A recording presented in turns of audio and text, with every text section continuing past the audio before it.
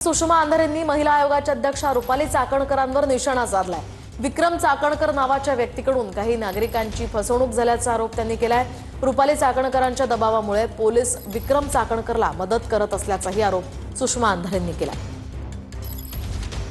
एखादी महिला मदत मागते आणि तिच्यावर गुन्हा दाखल होतो, त्याच्यामध्ये ज्या वर्षा धमिष्टे आहेत त्यांचा आरोप आहे की महिला आयोगाच्या रुपाली चाकणकर यांनी हस्तक्षेप केल्यामुळे आणि रुपाली चाकणकरांच्याच दबावामुळे विक्रम चाकणकरला पोलिसांनी मदत केली आणि आमची तक्रार लिहून घेण्याच्या ऐवजी आमच्यावरच तक्रार दाखल झाली, असा तो विषय आहे। आम्हाला साइटमध्ये आमचे गुंतवणुकीसाठी पैसे घेतले, मुलाला बिल्डर लाईनमध्ये घेतो असे सांगून आम्ही त्यांना आरटीजीएसनी आमचा पैसा सर्व दिलेला आहे। त्यांना आम्ही आमचे सगळे प्रूफ दाखवले की आमची कशी पद्धतीने फसवणूक झाली आहे म्हणून, तर ते प्रूफ न पाहता चाकणकरांच्या विरोधात कंप्लेंट करायची म्हटल्यावरती त्यांनी आमची कंप्लेंट घेतली नाही। आमचं कुठलेही म्हणणे, आमचे कुठलेही कागदपत्र न घेता आम्हाला खोट्या गुन्ह्यामध्ये अडकवलेले आहे आणि त्याला महिला अध्यक्ष रुपाली निलेश चाकणकर यांच्या पदाचा ते गैरवापर करतायत।